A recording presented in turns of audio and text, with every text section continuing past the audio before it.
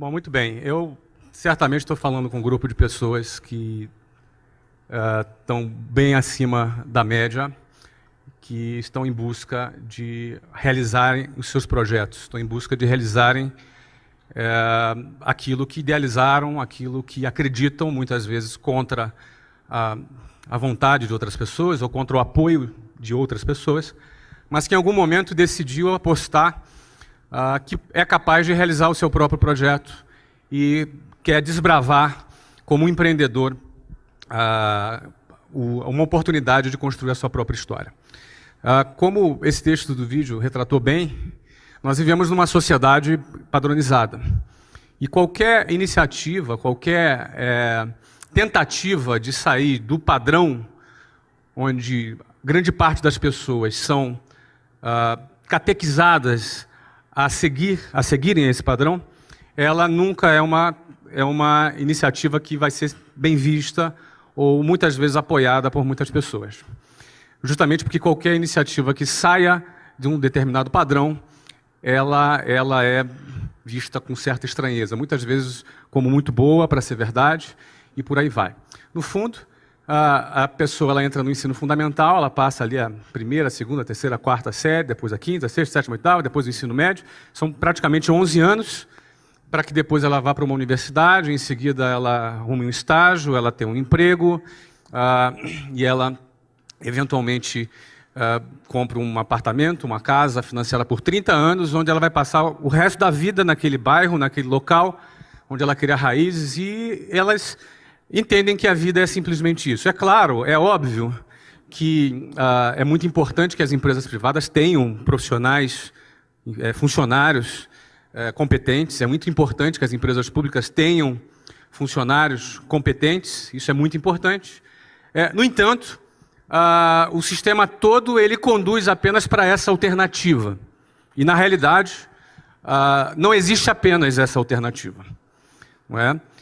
Uma pessoa, um jovem, ele pode ser um músico, e ter um músico de sucesso, e ser realizado como músico. Ele pode ser artista, um artista plástico. Ele pode ser um bailarino. Ele pode ser um sacerdote. Ele pode ser um político. Ele pode ser um atleta. Ele pode ser um empreendedor. Não é? Ou seja, as alternativas dentro da sociedade são muitas. No entanto, qualquer iniciativa individual que saia desse modelo padronizado, ele vai ser, num primeiro momento, muito questionado. Não é? Muito questionado. E eu quis abrir aqui esse nosso papo falando sobre isso, porque existe uma fase na vida de um empreendedor que é aquela fase que ele ainda não conquistou credibilidade. As pessoas ainda não depositam sobre ela ainda uma grande credibilidade. Então, essa iniciativa de sair do padrão, ela vai ser sempre criticada. Ela vai ser sempre, muitas vezes, até vítima de chacota. Mas o que acontece depois que vem os resultados? Na opinião de vocês?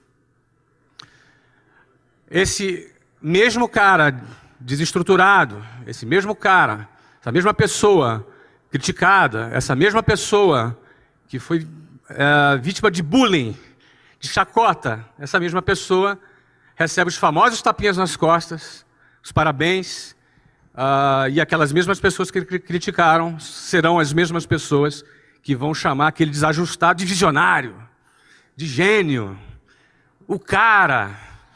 No fundo, essa mesma sociedade que é padronizada é a mesma sociedade que se comporta com essa mesma hipocrisia. Porque, no fundo, as pessoas vão estar sendo valorizadas por aquilo que ela tem, pela quantidade de dígitos que ela representa. No fundo, ela vai ser valorizada pela tag dela, pela etiqueta dela, pelo patrimônio que ela representa. Isso significa a hipocrisia da sociedade que nós vivemos. Porque eu passei grande parte da minha vida morando na periferia do Rio de Janeiro. E era muito comum, na minha rotina, eu gastar 4 horas e meia por dia para ir e voltar para minha casa. Desde a época que eu estudava, longe de casa, desde quando eu comecei a trabalhar numa escola de inglês. Então eu gastava 4 horas e meia por dia com uma sardinha em lata dentro de um transporte público. Seja um ônibus, um trem, eu pegava muito ônibus e trem. Não é? E esse público que frequenta os transportes públicos no Rio de Janeiro é visto com preconceito, gente desqualificada, uma massa sem perspectiva. Não é? No fundo, quando, da mesma maneira que, num determinado momento, para ter um talão de cheque no banco, eu quase que me ajoelhava para pedir para um gerente do banco, quase que pedia, pelo amor de Deus, me dê um talão de cheque, não é? Os mesmos bancos hoje me procuram para me pagar almoço. Antes eu não tinha dinheiro nem para pagar almoço. Não é? Hoje eles me procuram para pagar almoço. Não é? Então, é importante entender que é desse jeito que funciona, é dessa maneira que é. Você não é nenhum coitado se você está sendo desacreditado, se você está sendo uma pessoa que não está sendo incentivada, que não está recebendo eventualmente algum apoio. Não é? É desse jeito que funciona. Quando nós entendemos que é dessa forma que funciona, é dessa maneira que o jogo funciona na sociedade, nós temos um projeto em mente, nós temos um propósito em mente, e entender que é desse jeito que funciona, entender que é dessa maneira mesmo que a sociedade se comporta, te dá força para atravessar o momento do início quando você ainda não conquistou a sua credibilidade. Só que no dia que você vencer e que todo mundo puxar o seu saco, e que no dia em que as pessoas passarem a te dar valor, não é que o teu valor aumentou. O meu valor é exatamente o mesmo de hoje do que quando eu estava dentro de um ônibus lotado, dentro de um trem lotado, quando o trem dava pau, não sei como é que fala aqui em São Paulo, lá no Rio a gente falava que o trem avariava. É assim que fala aqui também? Eu não sei. O trem dava pau entre uma estação e a outra, e a 40 graus do Rio de Janeiro, a gente tinha que todo mundo pular do trem e andar pelos trilhos. Você tem noção do que é caminhar em cima daquelas pedras? Se está 40 graus, deve estar uns 50 graus naquelas pedras. Você caminhava 10 minutos para chegar na próxima estação. Então o meu valor é o mesmo. O teu valor hoje é exatamente o mesmo do que o dia que você conquistar alguma notoriedade. A diferença é que a sociedade vai perceber o seu valor de uma outra maneira. Então o segredo é você não se iludir com o que a sociedade hipócrita pensa a seu respeito. Nem quando você está em baixa e nem quando você está em alta. Quando você está em baixa, você não é esse cara desqualificado, ou esse cara desprezível, ou esse cara, esse favelado da periferia, ou essa pessoa que ainda não conquistou nada. Isso não é verdade. Da mesma maneira que não é verdade, que se um dia você conquista a sua notoriedade, você é o cara. Você também não é o cara. Muita gente não consegue conviver ainda com esse período em que ainda não conquistou a sua credibilidade, e muita gente, quando conquista o primeiro sucesso na vida, o cara já se sente que é o cara. O cara já se sente a última Coca-Cola do deserto. E aí, ele se perde. Muita gente se perde na hora que tem um primeiro sucesso e depois não consegue avançar. Mas o mais importante que eu queria começar aqui dizendo, porque assim, eu não estava planejando dizer isso, eu tenho uma outra apresentação aqui, mas quando eu vi esse vídeo aqui, não é que, pô cara, que apresentação, não é? Quando eu vi esse vídeo aqui, eu me vejo forçado a te dizer que eu não sou o cara. Que eu dizer isso para você, que eu não sou o cara. E eu quero dizer também para você que você também não é o que muita gente está tentando te convencer o que você é. E quando você entende quem é você e qual é o seu valor, na hora de você iniciar seu projeto, na hora que você tem que estar muito determinado, na hora que você tem que estar muito focado para fazer as coisas darem certo, porque não é fácil, é mentira quem vai te dizer que é fácil. Se alguém disser que é fácil, é mentira, seja quem for. Se eu disser que é fácil, é mentira.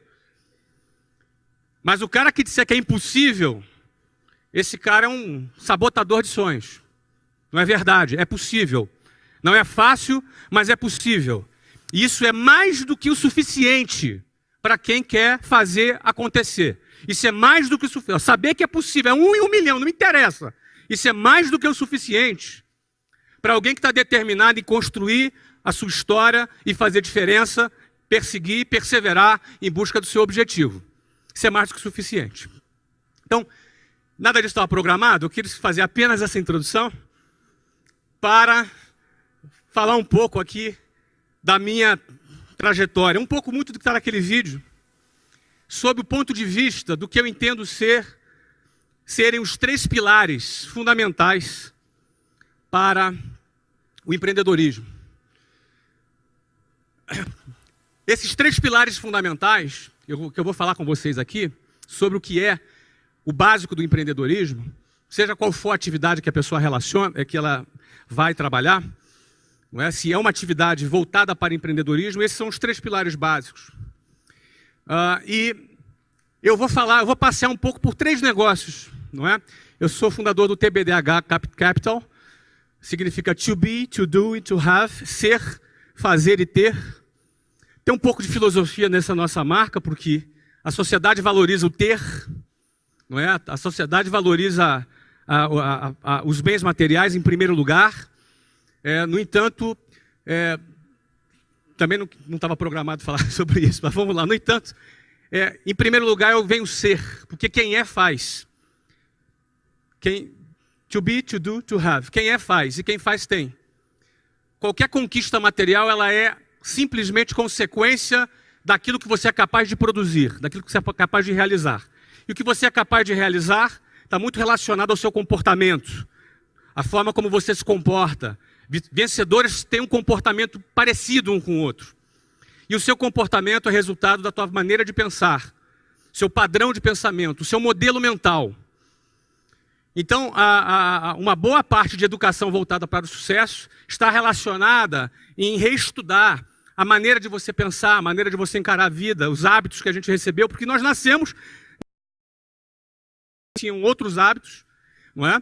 E, eventualmente, se você tomou uma decisão de realizar algo relevante, você vai ter que revisitar a tua maneira de pensar, revisitar os seus valores, revisitar os seus pontos de vista, o seu mindset.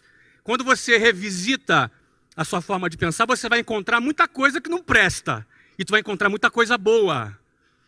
E é importante encontrar, pô, isso aqui não está legal, isso aqui não é pensamento de vitorioso, isso aqui é pensamento de perdedor. Vocês concordam que existe pensamentos de vitória e pensamentos de derrota? Vocês concordam comigo?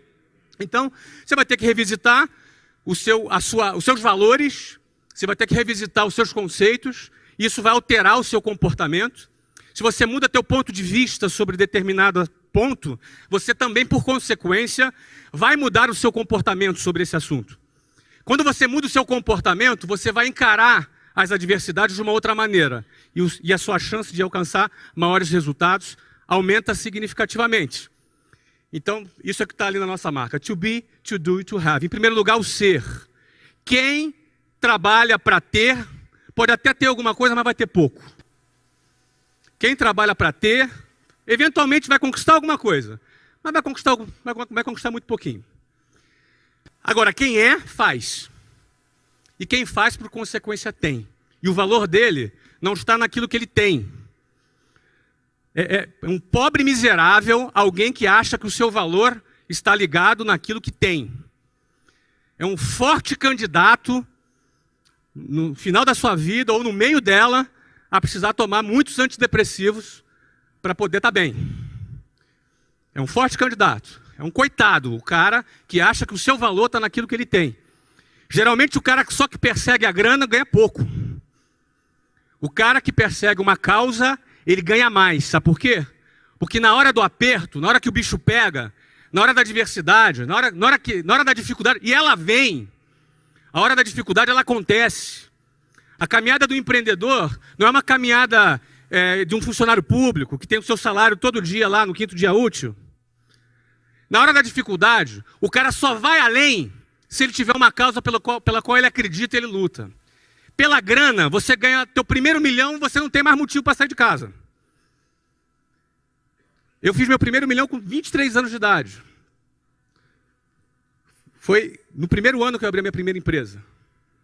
Com 24 anos de idade, talvez eu já não precisasse trabalhar na minha vida. E certamente você deve fazer a ideia que eu não estou aqui para vender livro, né? Eu vou vender um monte de livro. Não sei se vocês já avisaram para vocês aqui, né? Vou vender um monte de livro, né? Alguns de vocês vão comprar, se não quase todos. E é muito interessante que eu gosto de vender livro quando você doa 100% dos seus direitos para o Instituto de Geração de Valor. Aí você vende livro com mais pegada, né? A pegada para você vender quando você tem uma causa é outra.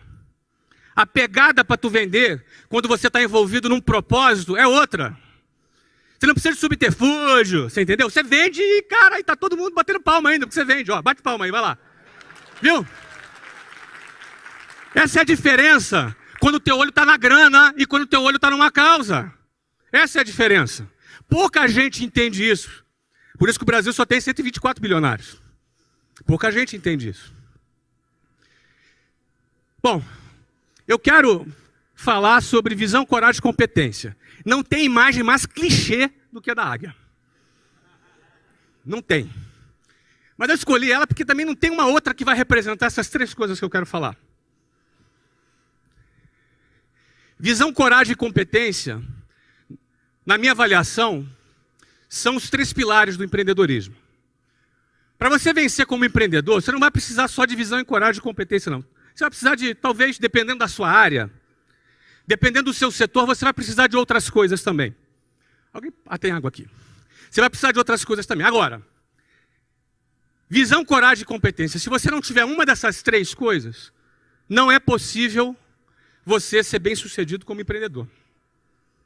Dependendo da área, vai ter um fator técnico muito grande, fator político, talvez, dependendo do setor. Mas, certamente, visão, coragem e competência são o que eu chamo dos três elementos básicos do empreendedorismo. O que é a visão? Visão é sonhar acordado. Tá? Visão é uma imagem que o seu cérebro cria, que você projeta, onde você está enxergando, você passa a identificar uma oportunidade, você passa a identificar alguma coisa que ninguém percebeu ainda, mas que você enxerga que daqui a pouco vão perceber. E que quando perceberem, não só você percebeu primeiro, quanto você já está na frente. Isso é visão.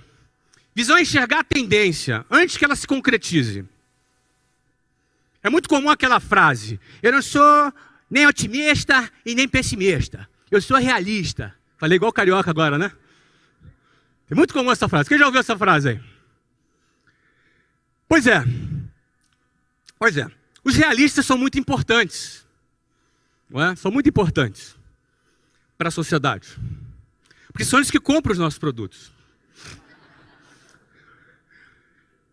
Os otimistas, às vezes eles são meio estrambelhados, assim, sabe? Às vezes eles saem muito à frente. Não é ruim ser otimista, não, mas só ser otimista não é suficiente. Bom, o pessimista eu não vou nem comentar. Mas o melhor de tudo é ser visionário. Visionário é quando você se posiciona e você vai questionar. O cara que enxerga é o cara que questiona.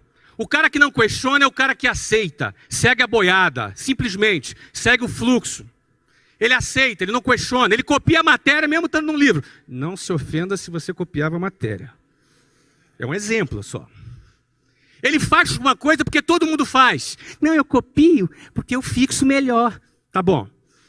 Aí o que acontece? Ele faz porque todo mundo faz. Ele não questiona. Agora, quando você questiona, você corre risco de ser expulso da escola. É verdade.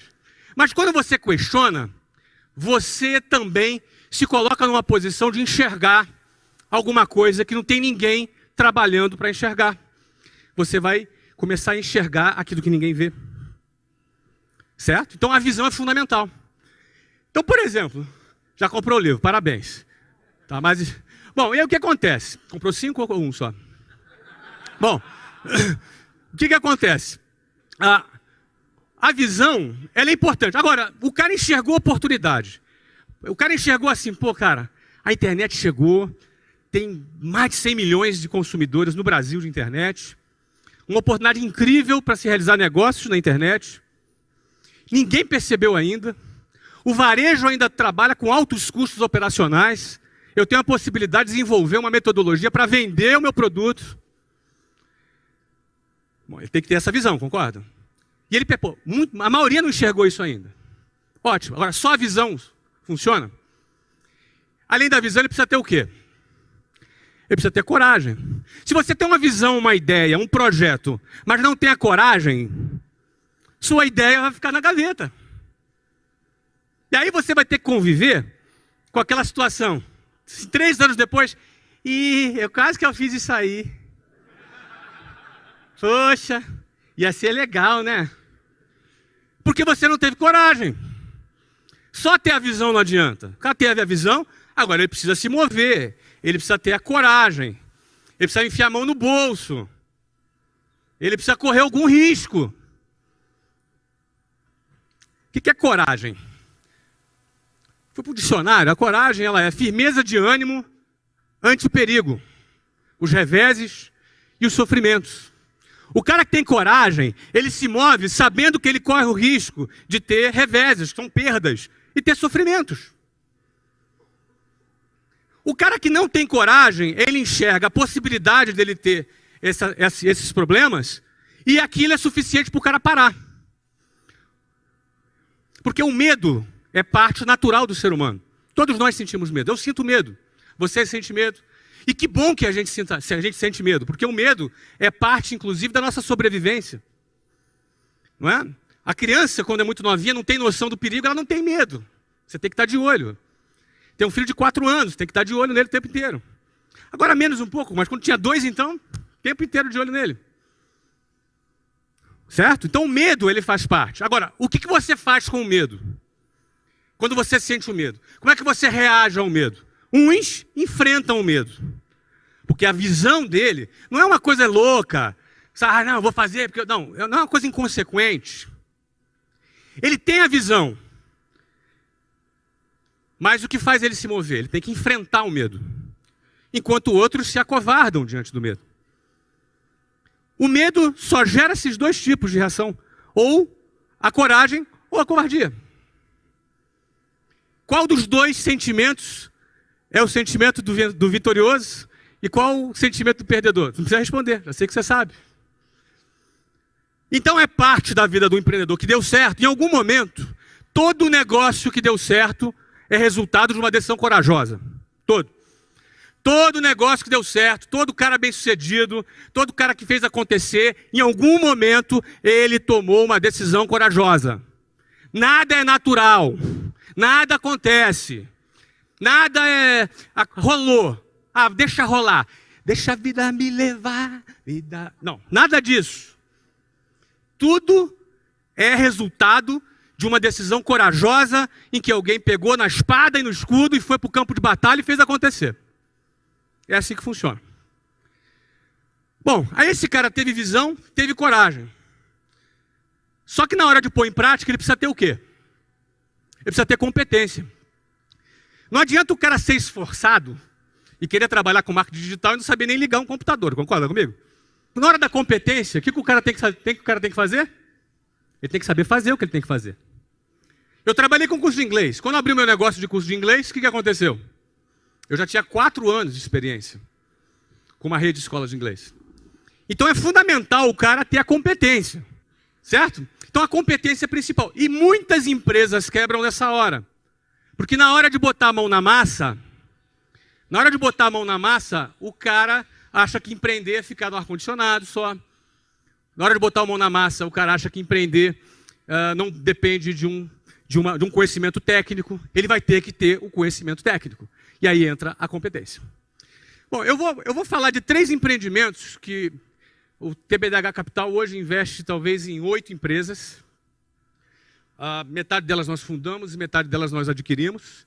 Eu vou falar de 3 casos aqui e vou procurar identificar na história desses 3 empreendimentos como é que se comportou essa questão da visão e da coragem e da competência.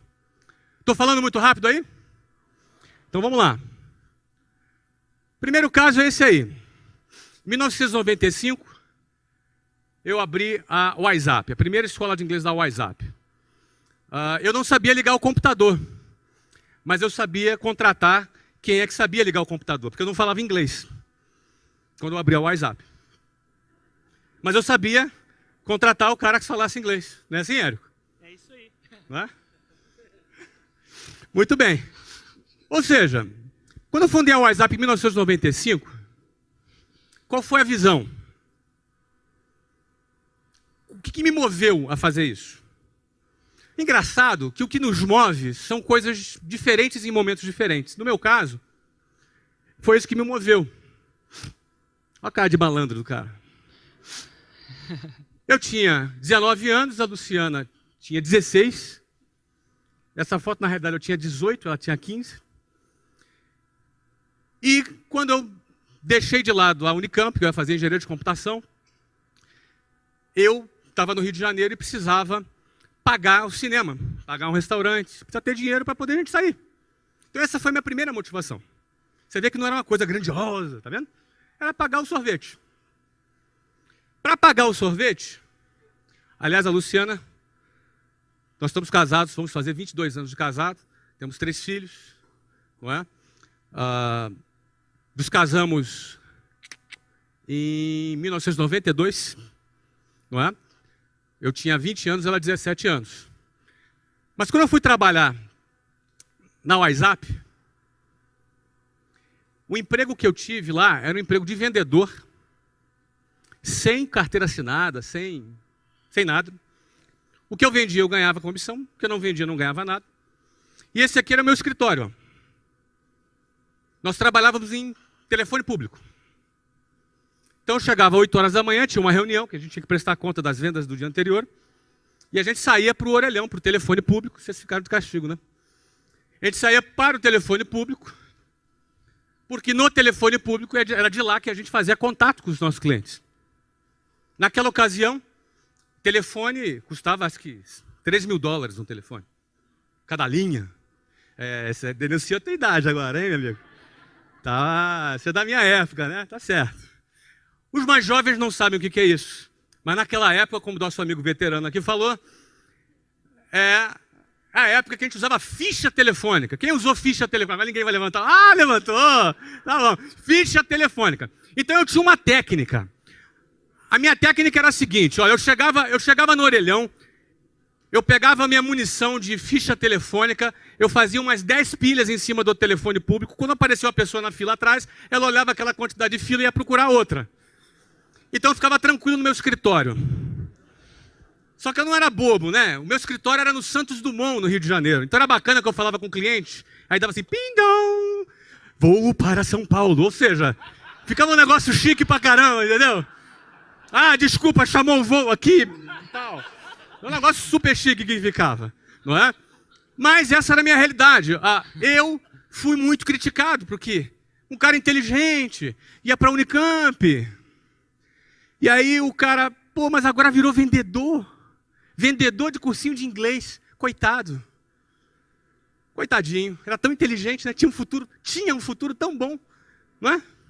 Pois é. Nessa empresa que eu trabalhei por 4 anos. Foi a empresa que eu aprendi muita coisa. Onde eu tenho muita gratidão, aprendi muita coisa, conheci pessoas fantásticas e conheci um processo de venda. Esse é um processo de venda que nós tínhamos e que eu me especializei nesse processo de venda. Eu fui um campeão nesse processo de venda. E até um certo ponto que eu identifiquei que essa empresa não tinha um produto legal e que não tinha futuro. E eu já comandava cerca de 70 pessoas na minha equipe. E comecei a me sentir mal, porque sabia que aquela empresa já não tinha um futuro. Eu estava ali com pessoas que confiavam na minha liderança e que eu já não estava 100% confiando no futuro da empresa, embora eu ganhasse bem.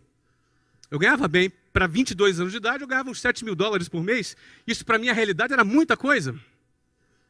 Isso em 1994. Isso era muito dinheiro naquela época.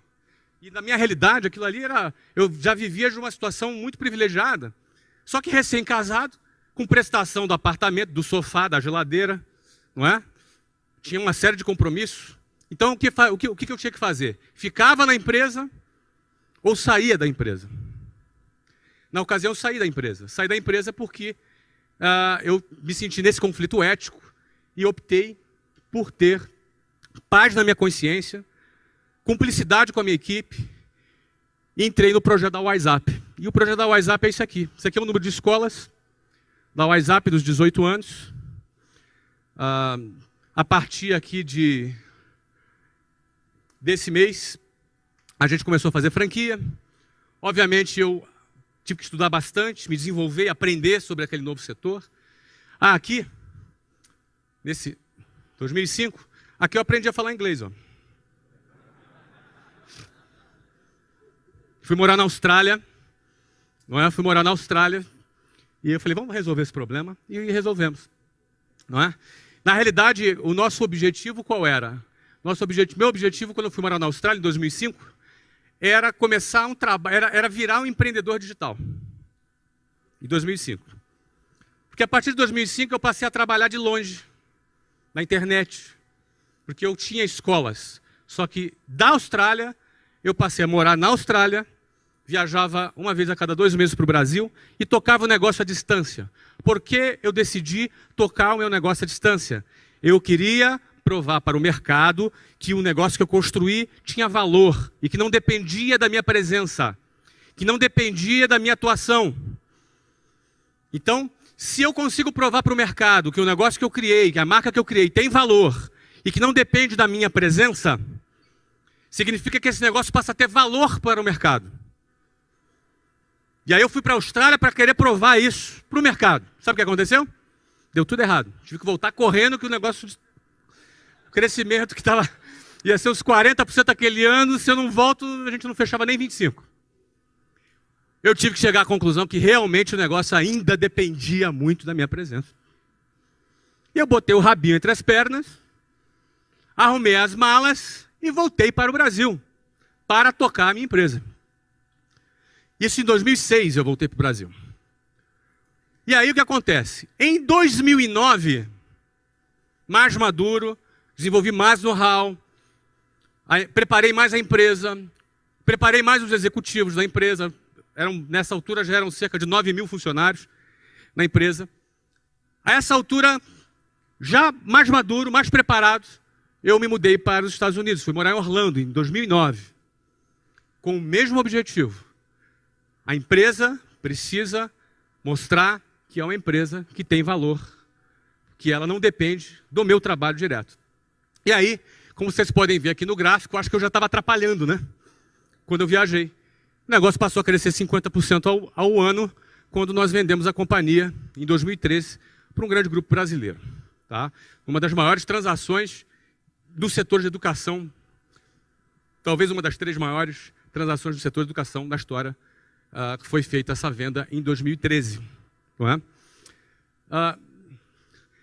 Quando eu vendi esse negócio, ou seja, eu tive a visão de que o inglês seria um idioma que seria importante no futuro, porque na década de 90 o inglês não era lá tão, era recomendável. Hoje o inglês se tornou uma coisa importante, super importante. Essa foi a visão. A coragem foi de eu pedir demissão e sair e entrar. E a competência foi a execução desse processo em 18 anos. Morando nos Estados Unidos, em 2009, meu filho, que tinha 9 anos nessa época, começou a jogar futebol. E ele é bom de bola. Aliás, hoje ele joga no Benfica, na base do Benfica, onde ele tem 14 anos. E lá nos Estados Unidos, ele começou a jogar futebol. E começou a se destacar. E aí eu arrumei um emprego. Emprego de motorista de jogador de futebol. Eu viajava todos os fins de semana com o Breno para participar dos torneios espalhados pela Flórida. O que eu comecei a ver lá? Comecei a enxergar lá. Qual foi a minha visão lá? Comecei a enxergar o seguinte. Um monte de criança, um monte de adolescentes, um monte de pais. Num torneio, milhares de crianças jogando futebol. Isso estava fora do meu radar. Estava fora da minha intuição. Minha intuição dizia que eu ia encontrar lá beisebol, basquetebol, futebol americano, mas não aquela audiência do futebol. Eu fiquei um pouco incomodado com aquilo. Eu falei, como é que pode isso? Por que é isso? Não é? Aí fui comprar uma pesquisa. A pesquisa que eu comprei mostrou isso aqui. Os Estados Unidos têm 24 milhões de pessoas praticando futebol. Você sabe qual é o esporte mais praticado nos Estados Unidos hoje? Futebol. Tá no teu radar isso? Nem no meu estava. Em 2011, quando eu peguei essa pesquisa, não estava no meu radar. Não estava no radar do mercado. Não estava no radar dos patrocinadores. Não estava no radar da imprensa especializada. Ou seja, você tem um mercado de 300 milhões de habitantes com hábitos de consumo maduros relacionados ao esporte, onde o esporte mais praticado nesse país, que é a maior economia do mundo, é o futebol. E eu não sabia. E eu via que muita gente não sabia. É o segundo esporte preferido do americano até 24 anos de idade. Ou seja, é o segundo esporte. O primeiro é o futebol americano. É o segundo esporte preferido. Ou seja, o futebol até 24 anos de idade está dentro da preferência do americano, acima do beisebol e acima do basquetebol. Primeiro esporte do público latino. São 56 milhões de latinos que vivem nos Estados Unidos. 56 milhões é 5,5 vezes a população de Portugal. Essa é a população de latinos que vivem lá nos Estados Unidos. Tem 21 mil torcedores por jogo. É a quinta maior média no mundo. Perde para a Alemanha, Inglaterra, Espanha e México. Imagina. Você sabe qual é a média do Campeonato Brasileiro? A média do Campeonato Brasileiro são 12 mil torcedores por jogo. Média. A média do Campeonato Paulista são 5 mil torcedores por jogo. A média do Campeonato Carioca são 2.300 torcedores por jogo. A média da MLS, da Liga Profissional, são 21 mil torcedores por jogo. Isso está dentro do seu radar? Não estava no meu. Quando eu me dei conta dessa situação, qual foi a visão? Que o futebol é um fenômeno em plena ebulição nos Estados Unidos, o maior mercado de marketing esportivo do mundo, porém ainda não tinha sido percebido pelo mercado. Logo, ainda não precificado. Oportunidades que não foram percebidas pelo mercado ainda não foram precificadas. O que significa isso? Você comprou um apartamento numa rua. Você pagou 100 mil reais. Imagina essa situação. O número é só para você ter uma referência. E aí você fica sabendo que vai construir um shopping em frente desse apartamento. O que acontece com o preço desse apartamento? O que acontece com quem tem essa informação antes que a maioria das pessoas tenha essa informação? Nesse caso é uma informação privilegiada. Quem tem visão capta a informação privilegiada através da sua visão. O que foi feito nesse momento? Em maio de 2013, ele é Phil Rawlins, ele é um inglês, ele que foi o fundador do Orlando City. Eu comprei o Orlando City por 110 milhões de dólares. Esse investimento inclui a construção de um estádio. Naquele momento, eu ouvi um dos adjetivos que eu mais gosto de ouvir. Qual é? Ei, cara. Poxa, se faz muito tempo que não te chamo de louco, provavelmente você está errando em alguma coisa.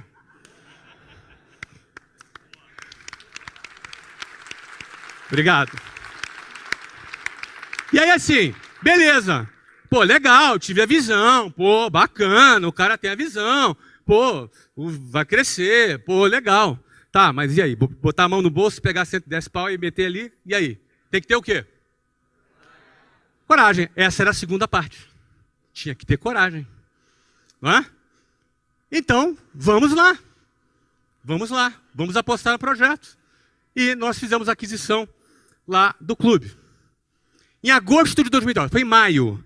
Em agosto de 2013, foi feita a aprovação da PPP para a construção do estádio. É uma parceria público-privada.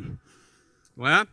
A minha compra do Orlando City estava condicionada à aprovação da construção do estádio, no qual eu investiria um dinheiro importante, mas a indústria do turismo dos Estados Unidos teria que financiar outra parte do estádio. Porque nós vamos levar turismo para Orlando, turismo para os parques, para os hotéis. Ou seja, começou a maratona de convencimento com os diretores dos parques, dos hotéis, de toda a indústria de turismo relacionada, que tem um órgão que eu não me lembro o nome, que ele teria que recomendar a construção do estádio para o prefeito da cidade e o prefeito do condado, que iria numa votação popular, iria aprovar ou não se a cidade ia fazer esse investimento. Ou seja, eu ia bancar mais de metade do preço do estádio. A indústria do turismo, que seria beneficiada pelo projeto, além da geração de empregos, ia bancar a outra metade do estádio com dinheiro. Sabe aquele dinheiro que você paga no hotel, aquele FII, quando você paga na diária? É esse dinheiro. Não é dinheiro de imposto, de contribuinte, é dinheiro do turista, que é destinado à construção de arenas. Não é? E em agosto de 2013, houve a aprovação da construção do nosso estádio. Um estádio de orçamento de 110 milhões de dólares, curiosamente o mesmo valor, não é? Ou seja, o investimento total do Orlando City é de 220 milhões de dólares, entre estádio e clube. Não é? O meu investimento na compra do clube e na parcela de investimento do estádio foi desses 110. Houve aprovação, ou seja, check. Significa dizer que a primeira condição para que valesse o contrato, que você assina um MOU, não sei se vocês estão familiarizados, é uma carta de intenção. Não é? Eu assinei a compra, condicionada à aprovação do estádio e a nossa entrada na MLS. Ok? Em novembro de 2013, essa foto, eu com cara de maluco, é ótimo. Mas essa foto retrata um pouco o que significou aquele momento. Não é? Aqui é o governador da Flórida, prefeito de Orlando, politicaiada toda ali para aparecer na foto, eles gostam de fotos. Não é? Ali o commissioner da MLS, que é tipo... A MLS é a principal liga americana, e ali Phil Rollins, o fundador. Nós ali fomos nomeados, com milhares de torcedores ali presentes, a nova equipe que participa da elite do futebol dos Estados Unidos e do Canadá, que é a Major League Soccer, a MLS. Okay? Então, nesse dia, foram cumpridas todas as condições. Construção do estádio e a nossa entrada na MLS. Em fevereiro de 2014, tivemos uma nova aprovação. Isso aqui é no condado, a aprovação do upgrade do estádio. Ou seja, nosso estádio, estádio de alto nível, campeão, super moderno, não vai atrasar e não tem superfaturamento.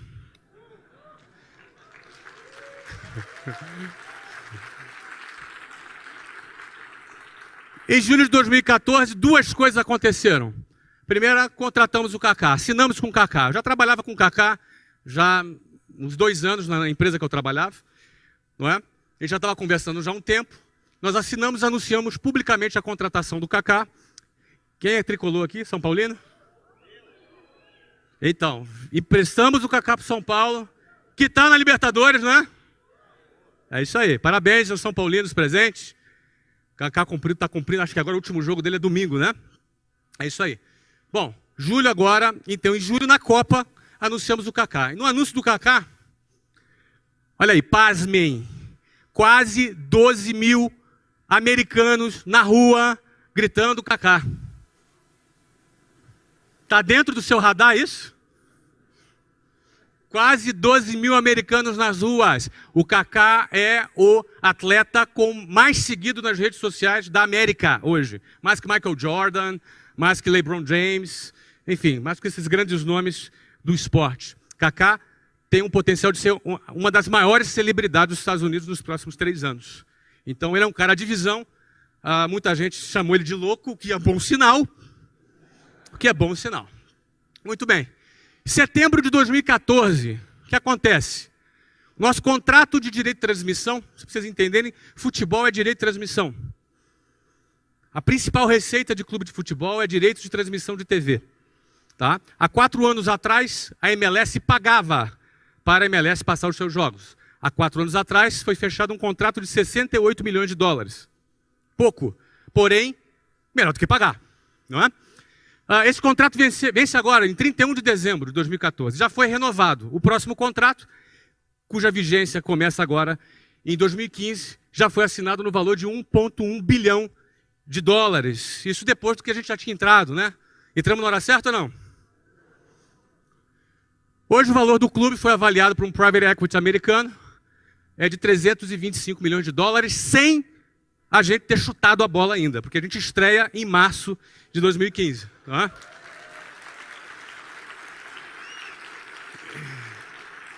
Obrigado. Isso eu só estou querendo retratar o que é a visão, a coragem e a competência. Qualquer negócio, você fala, eu quero vender ovo de Páscoa pela internet. Você vai ter que ter visão, coragem e competência.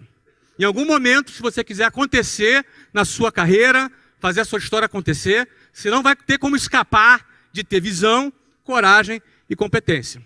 Para finalizar aqui, essa é uma startup que foi inaugurada há quase 5 meses. Tem algum aluno do meu sucesso aqui, só para eu saber? Tem, olha aí. Pois é, já passaram mais de 30 mil alunos já nessa startup, em 5 meses que ela foi fundada. Como é que é isso? Não é? Vamos lá. Geração de Valor é um projeto social que já há 3 anos eu me dedico. Eu já gastei 1.900 horas nesse projeto, produzindo conteúdo, escrevendo, produzindo vídeos. Não é? É um projeto que eu respeito muito. É um projeto que eu trato com muito carinho. Acho que um dia só, em 3 anos e meio, eu não postei alguma coisa no Geração de Valor. Tomei um monte de bronca. Não é? Os caras me dão bronca, você ganha um monte de chefe. Tem 2.330 e poucos mil chefes lá. Não é? Então, é um projeto que tem um alcance médio de 10 milhões de pessoas por semana. Eu falo com 10 milhões de pessoas por semana. 10 milhões de pessoas por semana leem o que eu escrevo, o que eu gravo, o que eu falo. Não é? Então, realmente é um projeto que atinge um tamanho que para mim é inimaginável. Eu não imaginava, é um negócio gigante. Isso é só mais uma evidência do potencial da internet. Uma evidência da força da internet, das redes sociais e a quantidade de oportunidades que estão aí voando. No caso, isso aqui é um projeto social. E assim eu o mantenho. Não é? Por isso que eu escrevi o livro do GV, eu doei 100%, porque eu não quero ganhar dinheiro disso aqui. Isso aqui é uma coisa que eu não vou ganhar dinheiro. Por mais que eu seja tentado. Né? Não vou ganhar dinheiro nisso, não quero. Agora, é óbvio, o resultado do sucesso de Geração de Valor, de certa forma, validou uma série de coisas a meu respeito. E de uma maneira, mesmo que eu não estivesse esperando, eu não sei, esse período foi um dos períodos que eu mais ganhei dinheiro. Por isso que eu falo. Não é? Geralmente o cara que trabalha para ganhar dinheiro, geralmente se ganhar, vai ganhar pouco. E se o cara trabalha por uma causa, ele vai chegar mais longe. Trabalhar por uma causa, trabalhando por uma causa, você vai chegar mais longe. Tá? Então, Geração de Valor é uma causa que eu abracei. Tendo contato com essa turma aí, e eu vi aqui que vários aqui são seguidores da página, tendo contato com essa turma, eu comecei a detectar algumas questões que entrou a minha visão. Não é? Primeiro, as pessoas ficavam motivadas com o que eu falava, mas muitas não sabiam o que fazer. Então, talvez 1 ou 2% das pessoas conseguiam pegar o limão que eu distribuía e fazer uma limonada com aquele limão. Talvez 30%, 40% pegava aquele limão, ficava com aquele limão na mão e falava assim, e agora? O que eu faço? Não é? Num primeiro momento eu fiquei um pouco frustrado. Falei, pô, será que o que eu estou fazendo vale a pena? Será que eu estou perdendo tempo? Mas rapidinho eu já cheguei à conclusão que se uma única pessoa for inspirada, se uma única pessoa for encorajada, já é suficiente para valer a pena 1h30 que eu dedico voluntariamente para esse projeto todos os dias. Então já me resolvi. Tá, mas e o que fazer com aqueles outros 30% e 40% de pessoas que depositam a sua confiança na minha liderança, de alguma maneira, num conteúdo que eu produzo? O que fazer? Bom, para resolver esse problema, a gente tem que criar uma empresa, é uma coisa profissional, que vai realizar um trabalho profissional para atender essas pessoas. Então, o sistema de ensino formal é ineficiente. Essa é a visão. E com essa visão, o que nós vamos fazer? Nós vamos criar. Nós criamos uma plataforma que ajuda a pessoa a empreender. Como é que nós trabalhamos isso? Nós entendemos que os melhores professores para ensinar alguém a empreender é um empreendedor. Alguém que deu certo. Não adianta você ir para uma escola de negócios e ouvir um professor falando teoria. Isso vai te ajudar um pouquinho, porque aquela teoria também é importante. Mas ela não é suficiente. Então, o melhor exemplo e a melhor influência para quem quer empreender é ser influenciado e ensinado por quem empreendeu e deu certo. Esse cara tem autoridade para falar. Esse cara tem legitimidade para falar de sucesso. Ele não fala de sucesso como quem leu num livro. Ele não fala de realizar um projeto como quem escutou alguém falar. Ele viveu. Logo, ele tem legitimidade para falar sobre aquele assunto. A base metodológica do meusucesso.com é assim. nós pegamos empreendedores de sucesso, grandes empreendedores. Por enquanto, já fizemos 4 estudos de caso. O primeiro foi o meu, fui o cobaia. Não é? Primeiro foi o meu, depois foi o Ari Kozer, que foi o fundador da churrascaria Fogo de Chão. Foi vendida por 800 milhões de reais. O terceiro foi o Geraldo Rufino. O cara foi catador de lixo e tem uma empresa que fatura hoje 50 milhões por ano. É a JR Diesel. Um cara simpaticíssimo. O quarto está sendo o Eloy Dávila. Foi garoto de rua, morou na rua e hoje é proprietário da Flytour, que fatura 4 bilhões por ano. Tá? O próximo vou contar aqui, é segredo. Pode contar, Sandro? Não, o Sandro não vai deixar eu contar, não. Posso? Tá, o Sandro deixou eu contar. O Sandro é o CEO. Balança a mão. Quem conhece o Sandro aí? Olha aí. Olha o Sandro ali atrás. O próximo vai ser o... É Shiba, né? Robson Shiba é o fundador da China Box. Não é? Nós vamos contar a história dessa rede que vale bilhões já também. Não é? O que a gente faz? A gente produz um documentário sobre a vida do cara. Então, o que nos interessa? Qual é o padrão mental daquele cara? Como é que ele pensa? Onde ele nasceu? Como é que a mãe dele tratava ele? Como é que era o esquema? Como é que a irmã pensa? O que o vizinho pensa? A gente vai fazer um documentário em formato cinematográfico da vida do cara. A gente vai fazer um documentário sobre a vida dele. E a gente produz aí, acho que, 2 horas, é quase um longa-metragem, não é? De documentário sobre a vida do cara. Depois de produzir o documentário da vida dele, a gente leva ele para o estúdio, onde o Sandro vai entrevistá-lo num talk show. Nesse talk show a gente vai virar o cara do avesso. A gente vai arrancar... O cara não vai escapar das nossas perguntas, entendeu? Não vai escapar. A gente vai perguntar tudo para o cara. Tudo aquilo que ele não responderia, ele não tem escapatória. Porque a gente quer saber qual é o padrão mental desse cara que saiu do zero e construiu um negócio bilionário. No meio dessa conversa, nós vamos identificar dificuldades que ele teve, inovações que ele criou. E aí o que nós vamos fazer? Trazemos os melhores professores das escolas de negócio para dar aula técnica sobre aquele assunto. Então, se o cara teve uma dificuldade de fluxo de caixa, por exemplo, nós vamos dar uma aula de finanças com base na experiência prática daquele empreendedor. Ou seja, a gente conecta o inspiracional, porque você se inspira com a história desses caras, o aspiracional, porque você quer chegar lá também, e o técnico.